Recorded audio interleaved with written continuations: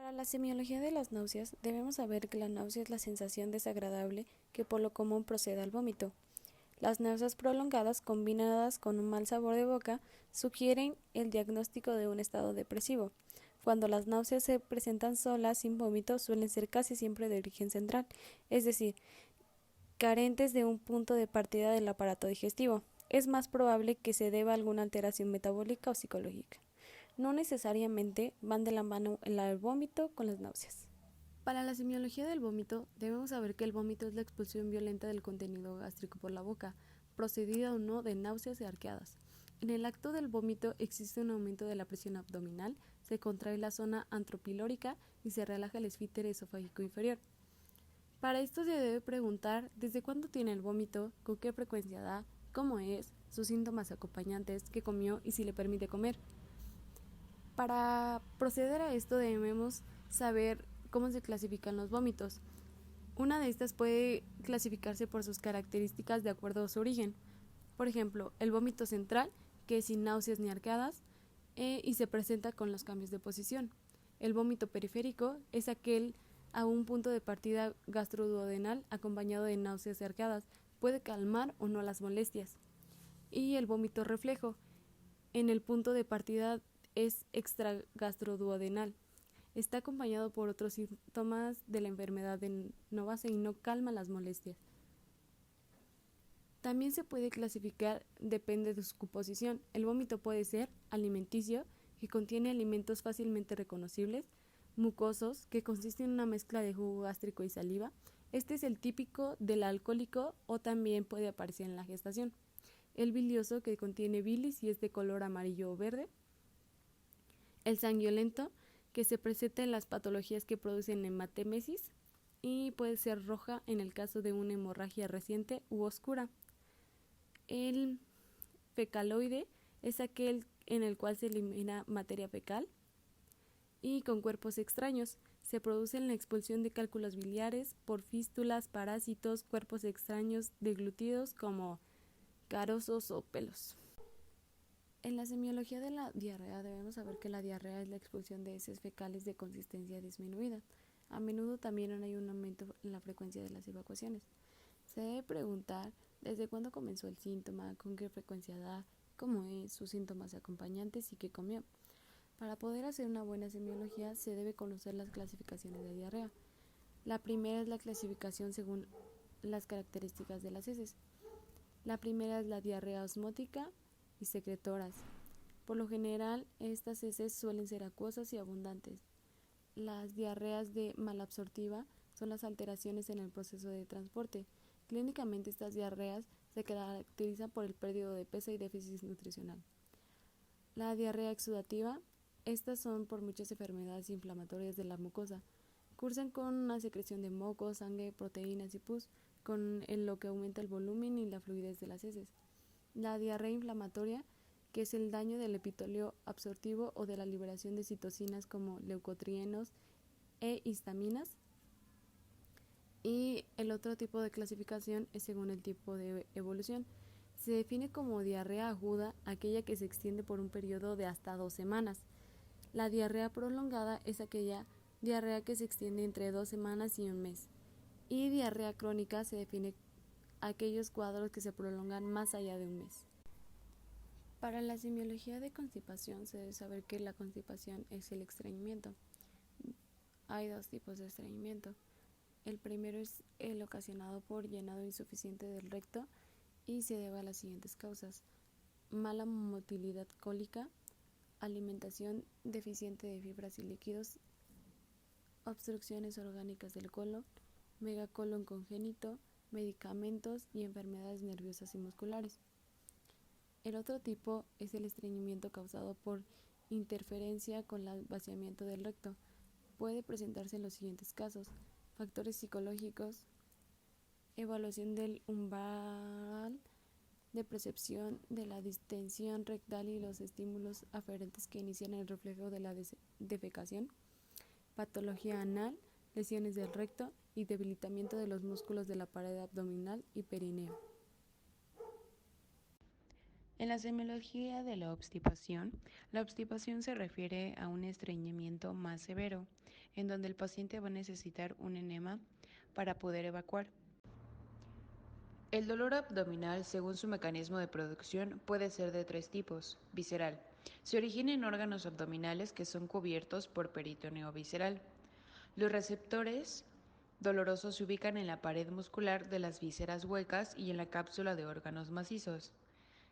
Es de tipo sordo, mal localizado y puede percibirse en el abdomen a distancia de la víscera afectada. 2. Somático. Se genera en el peritoneo parietal, al que inervan fibras nerviosas espinales.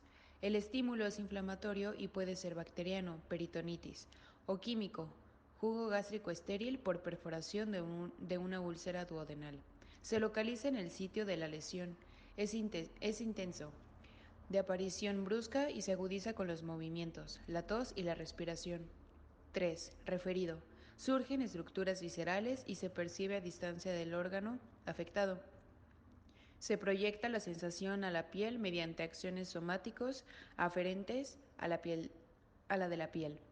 Cuando el dolor abdominal es menor de 7 días, se denomina dolor abdominal agudo, que puede ser producido por etiologías de origen extra peritoneal. Pasando los 7 días es crónico. El dolor crónico se da por dispepsia no ulcerosa, úlcera péptica, reflujo gastroesofágico, síndrome de colon irritable, pancreatitis crónica, cáncer gástrico, entre otros. Para hacer una historia clínica dirigida al sistema gastrointestinal, se empieza normalmente por la ficha de identificación. Luego, en antecedentes heredofamiliares, se pregunta específicamente por patologías como litiasis vesicular, gastritis, cáncer, pancreatitis, etc. Luego, en antecedentes personales no patológicos, se le debe preguntar al paciente su alimentación, tabaquismo, alcoholismo, medicamentos que utiliza, así como la obtención de agua potable. Para los antecedentes patológicos, se pregunta si sufre de infecciones intestinales recurrentes, parasitosis, diarreas frecuentes, úlceras, cáncer, pancreatitis, colitis, entre otros. Para el interrogatorio por aparatos y sistemas, se indagará sobre síntomas como halitosis, náuseas, vómito, dolor abdominal, entre otros. En el padecimiento actual se deberá hacer Sócrates de todos los síntomas.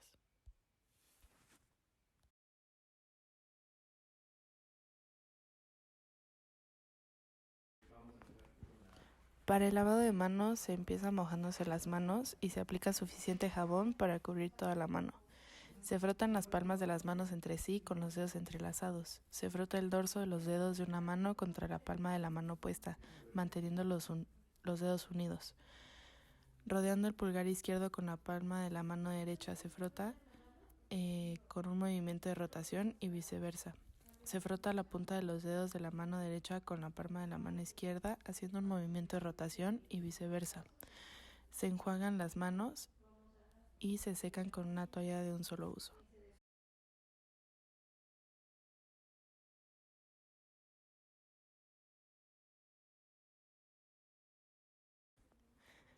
Para la exploración general abdominal, se empieza pidiéndole al paciente que se ponga en una posición supino dorsal. Si es hombre, con el torso desnudo, y si es mujer, levantaremos la playera hasta que quede por debajo de las mamas para poder tener una buena visibilidad del abdomen.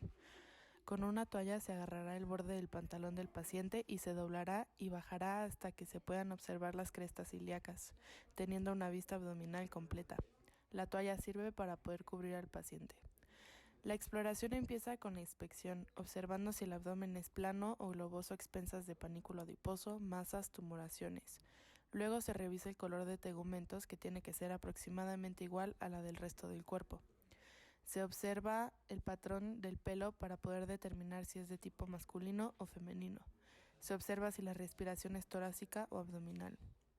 Luego se busca la simetría abdominal y se observa si el ombligo se encuentra en la línea media y si no hay masas o bultos aparentes. Luego se observa si presentan nevos, cicatrices, hematomas y se tienen que describir las siguientes características: tamaño, coloración, asimetría, bordes y ubicación. Después de la inspección sigue la palpación superficial, que sirve para poder determinar si tiene hiperalgesia, hiperestesia.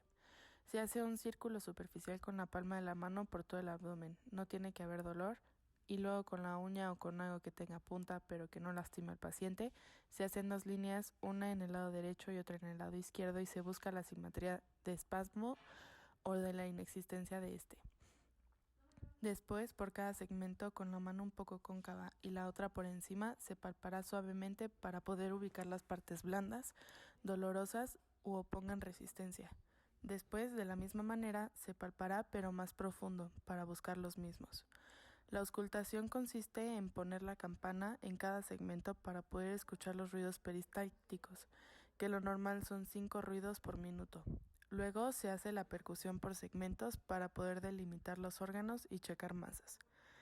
Se coloca el dedo medio de la mano izquierda y con el dedo medio de la derecha en forma de gancho se golpea sobre el otro dedo y se escucha.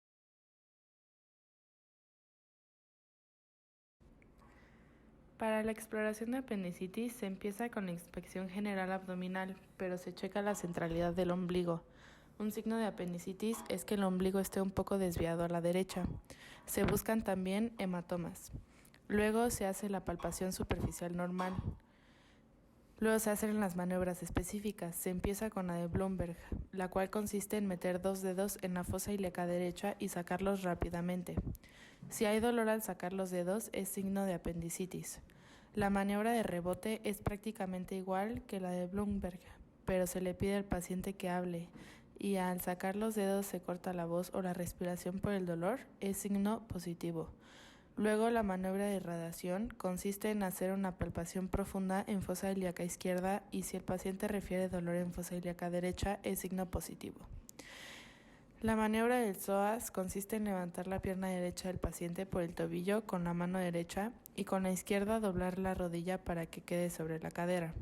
Se empuja la rodilla hacia adentro y se saca el talón. Si causa dolor en fosa ilíaca derecha, es signo positivo. Para la maniobra de obturador, en la misma posición que la del psoas, se abre la cadera y se mete el tobillo. Si causa dolor en fosa ilíaca derecha, es signo positivo. El punto de McBurney es el más importante de todos. Se traza una línea desde el ombligo a la espina ilíaca derecha. Se divide en 3 partes iguales y el punto donde se une el tercio inferior con los 2 superiores se encuentra el punto de McBurney. Sobre este punto se colocan 2 dedos y se presiona fuerte. Si ocasiona dolor, el signo positivo. Después se realiza la talopercusión, que consiste en retirarle el zapato derecho con la mano izquierda y levantar la pierna por el tobillo, y con la mano derecha en puño dar 2 golpes fuertes en el talón. Si causa dolor en fosa ilíaca derecha, es signo positivo. El último signo es levantar al paciente y pedirle que salte 2 veces en su lugar, procurando caer con los talones. Si causa dolor en fosa ilíaca derecha, es signo positivo. En la operación de hígado hay 2 técnicas, la bimanual y el gancho. La bimanual consiste en colocar la mano dominante en el reborde costal derecho y la otra mano sobre esta. Se meten las manos debajo del reborde costal mientras el paciente expira y la inspiración se meten más. El diafragma al descender empuja al hígado y es posible palpar el borde inferior de este. Para el gancho nos colocamos detrás del paciente del lado derecho y con la mano derecha en forma de gancho y la mano izquierda sobre esta de la misma manera, se colocan en el reborde costal derecho. Al expirar se meten y a la inspiración se mete aún más y es posible tocar el hígado. Un hígado normal se palpa como una gelatina, pero si es patológico se toca como si estuviéramos tocando grasa. Para la palpación del vaso, nos colocamos del lado izquierdo del paciente, con la mano derecha levantamos al paciente por la 10ª costilla para poder levantar el vaso. Con la mano izquierda la metemos debajo del reborde costal mientras el paciente expira y a la inhalación la metemos aún más. El vaso en condiciones normales no se palpa a menos de que el paciente esté muy flaco o presente una esplenomegalia. El signo de Murphy consiste en trazar una línea imaginaria en la línea medioclavicular y cuando se cruza con el reborde costal, ahí se localiza el punto de Murphy. Ahí se introducen 2 dedos y si presenta dolor puede ser señal de colecistitis o colelitiasis.